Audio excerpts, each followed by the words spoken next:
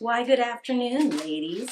At today's tea party, we're going to discuss When Women Were Dragons, written in a false memoir style. It is about a universe that's a lot like ours, except it has magic. And in this case, there's this one phenomenon that seems to happen quite frequently to women specifically called dragoning, where they transform into dragons, abandon their entire lives, and go who knows where to do who knows what. And this memoir is centered on Alex, although there are other epistolary style elements, including articles, textbooks that are also related to what dragoning is, what they know about it at the time, and other instances of dragoning that don't directly touch her life. There's no good place for me to put this at the top of the review, but just so you know, even though the story frames this as dragoning being something that happens only to women, it is not something that's exclusive to biological women. I know it's a minor spoiler, and usually I try to avoid giving spoilers before the warning happens, but at the same time, anything that's even kind of gendered in books now, whether it's like an end of the world scenario or a magic thing that only happens to one group of people, it can potentially turn readers off because our understanding of gender right now is like in flux, and we don't want a book that excludes people on its premise alone.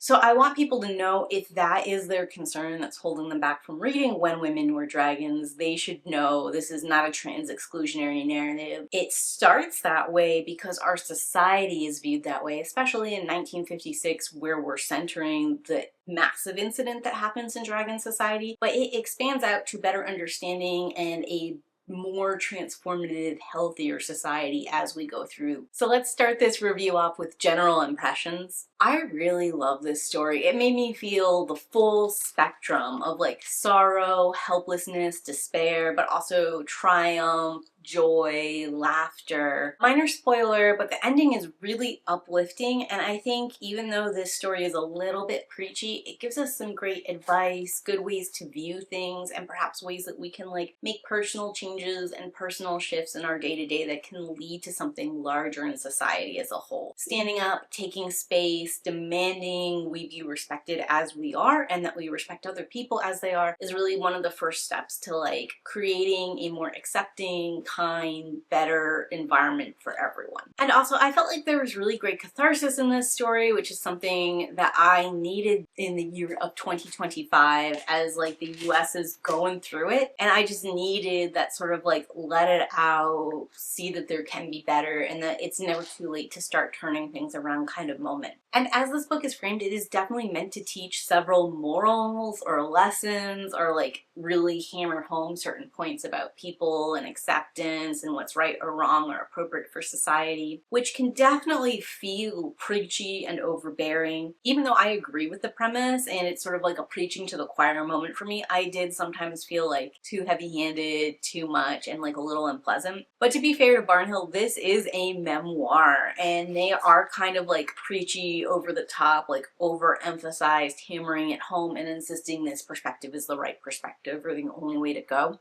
Like that is how memoirs are. And also Alex's journey starts us like in alignment with society, and then she sort of radicalizes and society as a whole transforms through a series of events. So we do have to start with like this more conservative perspective and walk people through why that perspective wasn't working and what we need to do to change it and how that change is actually an improvement. It's not quite a journey from like an alt-right perspective into like ultra-liberalist perspective, but it has enough of those echoes to feel frustrating and for at times there to be like this desire to just shake Alex or like, I don't know, force her to understand that she's like still clinging on to these old ideals and that they're hurting her and her family. But for all of that, Alex is highly empathetic character. She is lovable even in her flaws and stubbornness, and she's someone that we're rooting for to get like a better life, because even when she's holding on to these conservative values, they're also causing her to suffer. We want her to change her mind, not just because it's the right thing to do, but because it would actually materially improve her own life. Even so, it can be really hard to read parts of this story because as Alex is growing up, she ends up taking on a parent guardian role for her cousin turned sister towards sort of like adopted daughter, and she perpetuates the same trauma that her mother placed upon her. She also lashes out at several people who are kind of trying to help her and trying to give her an outlet to talk about things in ways that are unkind, unfair, and like intentionally cruel to those people, but also sort of cruel to Alex herself as a human being. And I think all of that is like fair. That journey needs to be rough. There needs to be like one step forward, two step back sort of setback moments. It makes sense that after her mother's traumatic death, she sort of clings to like the lessons of her mother, and those lessons were deeply unhelpful and like may or may not have led to hastening her mother's own demise, and certainly like lead to a lot of unhappiness in Alex's life and also in her cousin, sister, daughter's life. Another downside in this narrative is there's a lot of repetition. Go into Alex's thoughts, and her thinking is generally quite circular, starting in the conservative view, moving into the liberal view, pacing back into this conservative view, and just like circling the drain, realizing there's this problem in the middle that she's sort of like motioning around, trying to figure out exactly what to do and how to view things. And you really just want her to take those steps forward, and it's not a direct linear line for her. I think one of the things I love most about Alex though is that she feels like a boomer. And I don't mean that in a derogatory kind of way. That's the generation she's supposed to be from. These are the circumstances she's growing up in, and as she's writing this story, she is like in her 60s or 70s, and she feels like someone who's lived that kind of life, who grew up in this time period with these kind of values and experiences and things pushing against her. And I think that can be really hard to capture, like how different generations maybe have the same qualities, but because the outer world is a different way and pushing them in different directions, they respond to that and like internalize it in different ways that sort of like makes them part of their generation. Even if like if they had been born a millennial, they would have responded in different ways and they would have been millennial instead of boomer or whatever. But like to me, the way Alex spoke about her childhood, the way she spoke about certain circumstances in her life, the views she had, and her slow journey out of some of those conservative views into more liberal views all feels like adults and people I know in my real life who are of that generation, and the way they tell stories, the things they experience, their whole mental thought process. I don't know how old Kelly Barnhill is. Maybe this is of her generation and that's why she's like encaptured it so well. If not, this is a great creative coup for her, and I think intense character building that feels very authentic.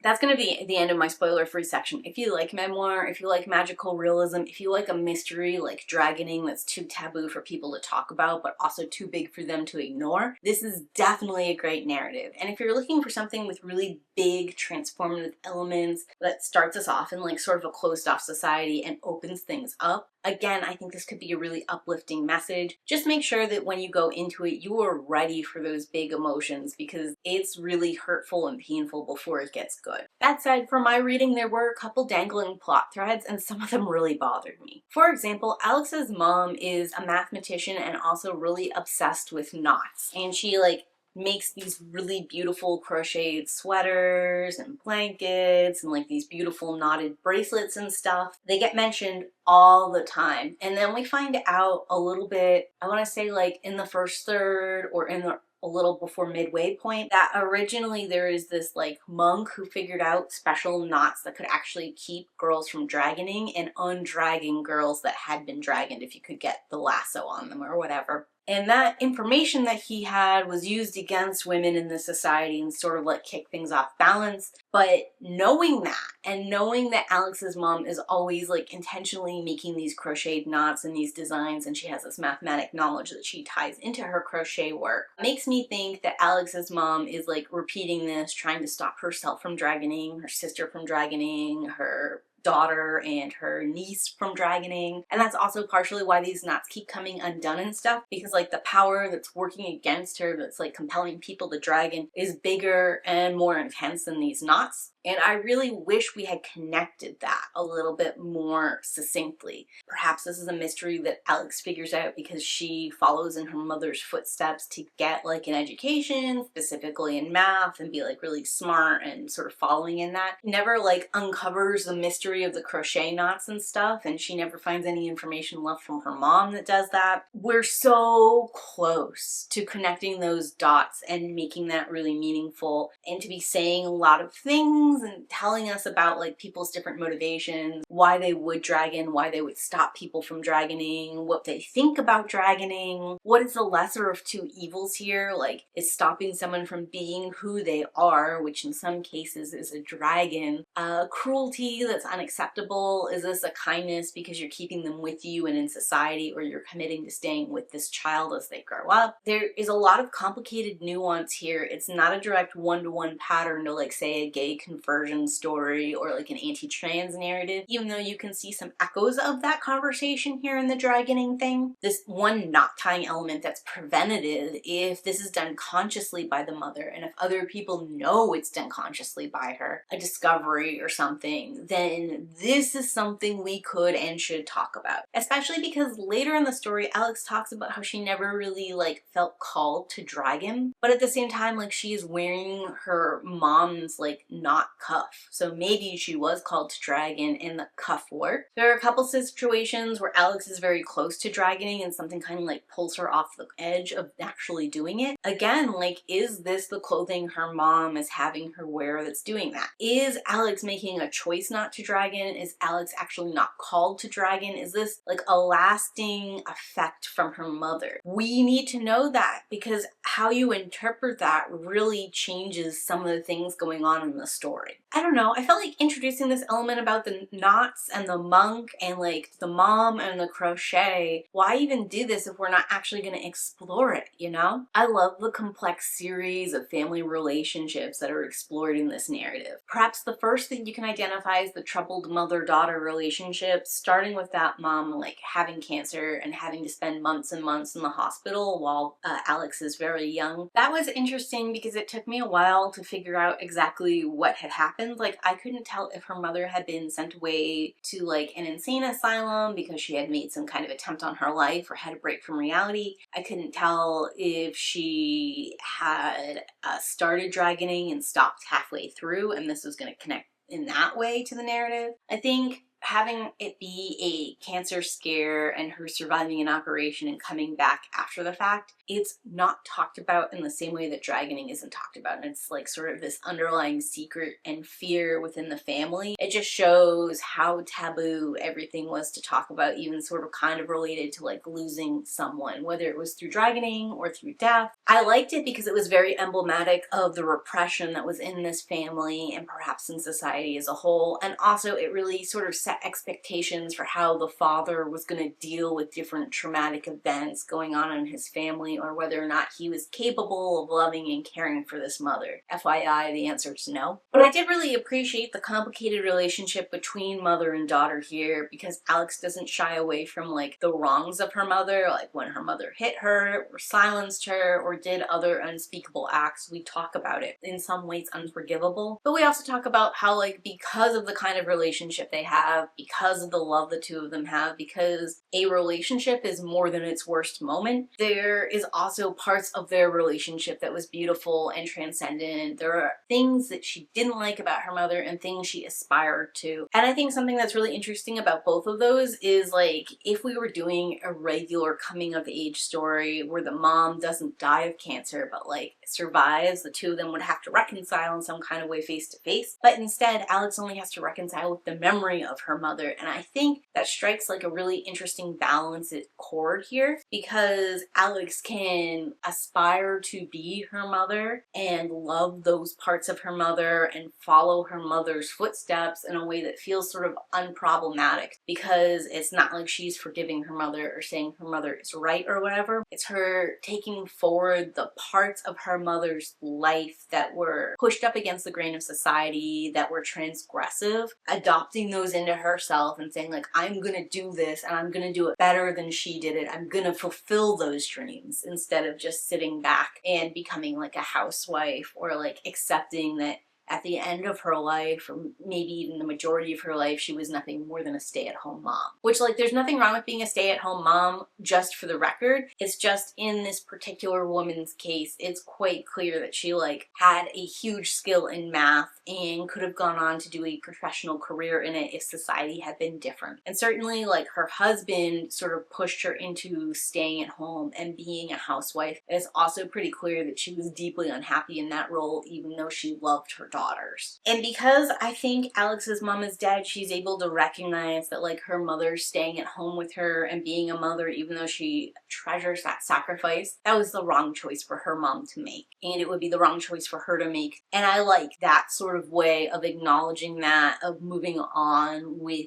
their relationship and also like moving forward in life. Also, Alex doesn't like deny her sexuality, even though that's clearly something her mother wanted her to do. In the end, she doesn't deny dragoning or deny family that has dragon. These are all ways that Alex has moved beyond her mother. She's gotten out of her shadow and she's embraced those like rebellious daughter ways to be better than her mother and not just to rebel for rebellion's sake. Which moves me into the next major topic of this book, which is what is a woman and how is she different than a man? Because in the early stage of when women were dragons, the book is set up in such a way to imply that only women become dragons and only women in certain kinds of situations. It really asks us, okay then, so what makes a woman? And what specific situations cause dragoning? And I suppose spoiler, because it turns out there isn't really any difference between a man and a woman within this world. Both men and women seem able to dragon, and both of them seem able to do magic, whether they dragon or not. There is like an offhand line by Alex's aunt that all women are a little bit magic, and we see that come into play, but we also later down the road read anecdotally about men who are also able to do magic or have their own kind of magic and intensity. I like that it comes full circle to say all people are magic, and in particular your ability to express magic has more to do with where you are in a societal hierarchy. So we see dragoning most often in women because historically all women are usually considered like the second tier of society, but anyone who is a minority within a majority society seems to have more access to magic, or at least seems to utilize it more, perhaps because it's like a last-ditch gift people pull in when they need it to sort of like demand that respect or recognition. And to that end, if we look at dragoning in specific, while it does seem like women disproportionately dragon, people who identify as men also dragon. Trans women dragon, women who are cis dragon, women who are straight dragon, women who are lesbians, bisexual, pansexual, they all dragon. And when asked to describe why they dragon, it's always because everything was too small. We could take directly to mean their form was too small to fit the size of their spirit or like their ambition, but we can also take that to mean the role in the society was too restrictive, whether that's like as a housewife who isn't allowed to like be an airplane pilot, or if that's like the trans woman who's not being acknowledged in her role and being forced to the fringes, or if that's some kind of other minority group or situation where their own humanity is not being acknowledged. So when society opens up in the back half and we re-accept dragons into our society, you might think that would be the end of dragoning, but it's just not that simple. While the metaphor of things being too small is apt, and opening up society in this way probably does mean that less people dragon than before because they feel less confined in their societal roles and feel more able to have their human selves represent them, there are always going to be people whose spirit is too big for the human form and they're still going to dragon. I think, for example, Alex's first love is one of these people. She wants to be a dragon and she wants to go to outer space and explore. There's nothing in the human form that would let her do that in this time period, and certainly even with space exploration now, it's not the same as just being able to fly out into space as a dragon and, you know, live among the stars, traveling from planet to planet on your wing. I think you might be able to see that a little bit too with Alex's sister slash cousin.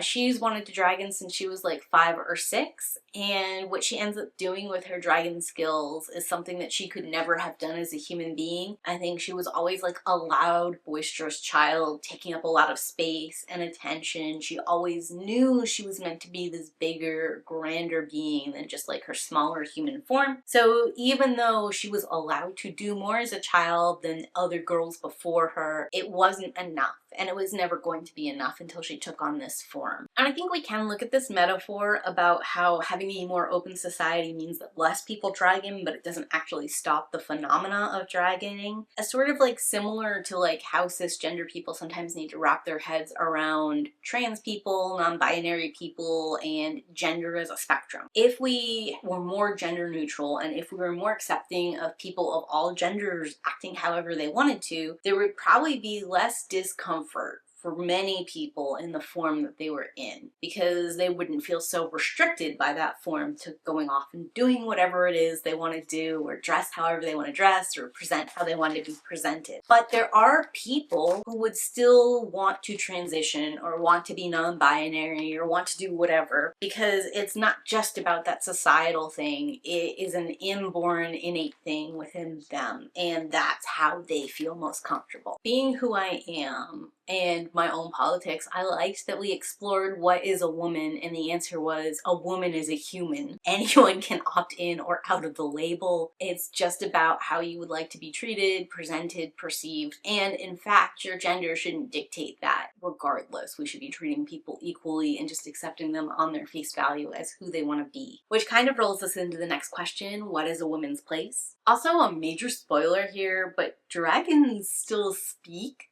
and they still seem to do all the activities they did as humans, which was huge news to me when we finally started interacting with dragons. Like, I kind of expected minimally that they didn't talk anymore, and maybe they didn't have the same kind of human brain or human impulses. After all, when women dragon, historically everything around them gets like burnt to ash, and I thought that was like an aspect of feminine rage. It turns out that dragoning just creates a lot of heat, so if you're like too close to someone while they dragon, you're gonna get like burnt up to a cinder, as is your house and everything around you. A person doesn't lose their mind, lose their ability to talk, lose their sense of self in any way, shape, or form. They do not take on an alien, non-human perspective. Just unfortunately, as a result of dragoning, if people are too close to them, they could be injured or killed. And in some ways, this was like a very hard pill for me to swallow. And not just because the image of a dragon knitting was a little bit ridiculous, or like a dragon carrying around a purse, or a dragon pulling out a chair and sitting on it, all of which are sort of silly. But on top of that, these women abandoned people when they became dragons. So in Alex's life, her aunt dragoned, and that's how her niece became her sister. But I mean, that means her aunt left both her niece and her daughter behind. Just abandoned them, point blank, flew off into the sky and didn't look back. And that's very hard to reckon with. You know, there had been a sense with the few dragon encounters we had to that point that there was some quality of the person remaining in the dragon. But that dragon had been perceived as dangerous and wild in a way the original woman had not. And sometimes even the woman transformed into a dragon and like hunted someone down and murdered them. Whether it was like a shitty boss, or like someone who was abusing them, or someone who was like holding them hostage in some way, shape, or form. The fact that that happened made me think non-human in some kind of way, or like a shift in morals and ethics. It's really hard to square the idea they went out in cold blood and killed their boss or whatever because he was awful, even though what he was doing was wrong. You can't just kill someone because of that. Flew off, and then they were allowed to like return when dragons returned and reintegrate into society with no reconciliation. Likewise, there's like this story about a Girl Scout troop, and the two Girl Scout troop leaders had an adopted little boy. All of them, including the little boy, were on a camping trip, and all of the girls dragoned, and they left that boy behind, and he was like severely burnt and like didn't speak or anything when they found him. How do you leave that child behind? Not just, you know, in a house or whatever, but out in the woods where he could have like died from the element. And if you're a couple of counselors in a Girl Scout troop with an adopted son, the fact that you can't continue to be a family with your son is just inconceivable to me. And certainly there must have been other factors going on in that person's life, and I'm sure if we like sat down and saw things from their perspective, it would be different. But I am trying to face this reality with just the anecdotes as presented to me. And I just don't think that in that regard, some things were adequately addressed. Especially because in the mass dragoning of 1956, where Alex's aunt is one of the people who dragons, there were women who dragoned and then had immediate regret and like stayed at their house and tried to put their aprons on and continued to be housewives. And they spent months and months there with husbands who claimed that they still loved them and that they were going to make this work, and then tried to like stick together before the women flew away and left these husbands. So then I'm confused too, because like some of the women dragoned because they were unhappy.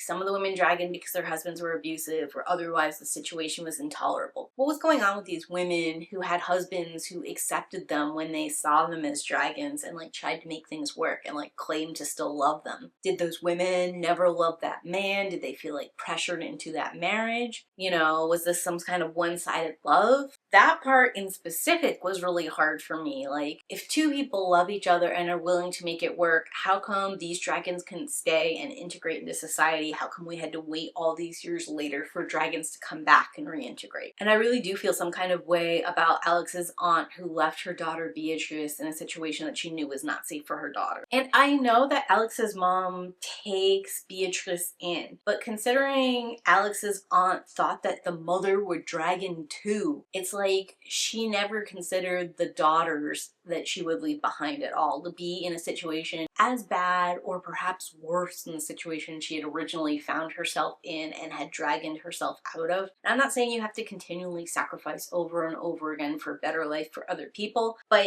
I just feel like the solution should involve rescuing everyone, not just abandoning people. You know, like in theory, I understand if you're drowning, you remove anything and everything that's weighing you down, including like a screaming child that's like just clinging to you. But seeing it happen in action and seeing them like come back into this person's life later and all of us just having to accept it and deal with it was hard. And I don't know, I think we could have done with a little bit more there to make this glue work. Maybe I have an unfair gender bias here because we're talking about moms abandoning kids and me having a hard time with that and needing more to reconcile the two. But in today's world, fathers abandon families all the time and come back in like later in life when these people are adults and apologize for not being there or whatever, and they get to repair their relationship and be just fine, and they also got to like wander away and have a good time in life and be just fine. Which, to be clear, I don't think is right that men do that in society today, and perhaps that's what the issue is just like flipping it isn't enough. We need to address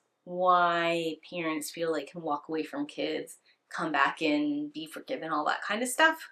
Whether that's the man or the woman, it's still not cool. I suppose Barnhill is correct that it certainly can happen and be fully embraced or accepted, and you can go on to have healthy relationships with these people as an adult. We see it happen with men who leave all the time. Although, that's beyond my experience reach too, and I don't understand it when that happens either. So I don't think I'm being unfair based off of gender standards. I just think this is way outside of my experience, and I would have liked if the book had covered it a little bit more and brought me in a way where I could have understood it. I think this story also teaches us a lot about silence and how to enforce it. In the public level, there is a lot of pressure to not talk about dragoning. This is kind of compared to talking about puberty for girls as well. In fact, the two are sort of discussed in tandem, and they're used like flower metaphors and stuff to cover both of them, as well as talking about like a girl's duty and how that duty is to her man and to staying pure and all this kind of stuff, and choosing to stay a housewife. And the choosing to stay a housewife part relates back into the dragoning, where the flower stuff is like anatomy, and the housewife husband thing is like kind of a pairing of both, like the sexism, the puberty, and the dragoning, like all coming together to be this pressure of awful. And it's interesting because the metaphor of the flowers and stuff doesn't really explain puberty in a meaningful way. Alex walks out of that class still not understanding what's going to happen to her body, what the practicality steps are, and she's not allowed to talk to anyone about it. It's sort of something that the girls like pass on from one girl to the other and sort of look out for each other on. But without those girls helping girls, there's nothing there for Alex. And there is like a lot of fear and confusion surrounding it. And the same can be said for dragoning. Like, Alex wants to talk about dragoning with someone. She has her first like personal experience with it when a neighbor that she used to like visit regularly dragons, and she actually sees that woman in her dragon form, but she can't tell her parents that. And she also can never talk about this woman and going to her house, helping her garden, getting sweets, all that kind of stuff like ever again, because the whole like neighborhood pretends that that old woman never lived in that house and that house had always been abandoned. And that's sort of like how Alex herself gets indoctrinated into this community of silence being kept and silenced women, which we see like violence and the intensity of it when the librarian confronts Alex about the fact that Beatrice is not her sister She's actually her cousin, and the mother there had dragoned, so there's potentially a fund for her somewhere. And Alex hits the librarian and calls her a bunch of names and like denies the whole dragoning thing. Violence is the same kind of echo of violence that had been perpetuated on her when she talked about her aunt having dragoned. And that like strong denial, that fear, that anger, that terror, that bottled up question, misunderstanding, just not knowing, like all comes out in that moment, and she aggresses on the librarian. And the story wraps together the historic persecution of women with the McCarthy trials and with like women dragoning in a way that we have seen done before with how Arthur Miller compared the Salem witch trials to the McCarthy trials, but I think is still like a really powerful, great comparison, and uniquely important here in 2025 because I think we're on the cusp of seeing a new McCarthy trial sort of spring up in our midst. And it's important to remember like how the government in the case of When Women Were Dragons like redacted a bunch of scientific studies, periodicals, anything that touched on the phenomena of dragoning or anyone trying to research why that was a thing. And they didn't just like pull funding, they actually jailed people who talked about it, jailed scientists and researchers involved. And through that, they were able to silence anyone qualified to speak about dragoning or to do research on dragoning. In that regard, that was like one avenue of information completely cut off from the world for like generations. And in the few cases where they let these researchers go, they smeared their names so much that no one would take them seriously or believe them. And when it comes to silencing, there's also like a very strong family element involved. I do think this ties back into the phrase quiet is kept, which is a term I kind of learned from the book Loctician, but it is a term like meant to say that something needs to be kept secret or that it's not suitable for public discourse. Usually it's something that's traumatic or awful that's happened to a person that they are not allowed to speak on. The term also like indicates a level of shame and manipulation that's sort of applying pressure to this person to keep them quiet or make them think that it's better not to disclose this information than it would be to actually tell people what happened to them or like to warn people about things that could be dangerous for them down the road. And I think this book describing Alex's childhood and how her mother treats dragoning and some of Alex's like innocent questions about it sort of indicates the whole quiet is kept mantra. And Alex's mother goes on to keep quiet is kept about way more than just dragoning. Like we're not allowed to talk about Alex's mom's career before she became a housewife because giving up that career and all the ways that she was like pushed out of that career is too painful for her mother, as is like the discrimination that she faced that drove her to this state. We're also not allowed to talk about Alex's aunt and the fact that she is a mechanic, that she once flew planes, that she was a lesbian. In fact, I don't know if she is a lesbian or she's bisexual because she does marry a man, but the only reason it seems like she marries that man is because Alex's mom gets really angry at her and says she cannot come back to their house until she is married. So I do sort of wonder if the only reason she picked some rando guy out and married him is specifically so that she could go back to seeing her sister again, and not because she wanted to marry him or loved him, especially because her husband is sort of described as a lout. And because that aspect of Alex's aunt being a lesbian or being bisexual is kept obscured from Alex, she doesn't understand that she too is a lesbian, that her infatuation with girls and her love of girls isn't just friendship, it's actually romantic in some cases as well. And when she and her closest friend end up kissing, it becomes a really big traumatic event because Alex's dad catches them at it and like rips that girl off of her and forbids her from ever seeing her again, and actually uses his contacts at the bank to like force the grandparents and that girl to move out of town, which keeps Alex from seeing her again until their college years, where they just by chance happen to be in the same place at the same time and can heal from that wound. But it is like this deep wound she's never allowed to talk about, and then she's not allowed to process the fact that she's not really attracted to boys or what that might mean for her, pretending that maybe one day she'll find a guy who's suitable. It's all of these different kinds of like prejudices and silence violences and things she can't talk about or explore. She can't even name it, let alone imagine it's a thing that's real. It makes Alex's life very small, and it becomes very surprising that Alex doesn't dragon, especially when we compare Alex's friend Sonia's life, because she's living with her grandparents. They're very open that Sonia's mother dragoned, and then her father went off to find her and perished. And when Alex brings her sister Beatrice around and Beatrice is drawing dragons, Sonia isn't super upset. She doesn't yell at her or hit her or do any of the things that happen to Beatrice when she draws dragons at home. Instead, she just takes the picture from her and laughs and says, "Not today." I mean, even Alex feels just more free at the grandparents' house, and it feels like entering that home and that environment is almost like wandering into a fairy tale fantasy world for her. And I think those are like the major themes and takeaways I took from When Women Were Dragons. This is a really fun, intense book. I think you need to be in the right mindset to read it, but it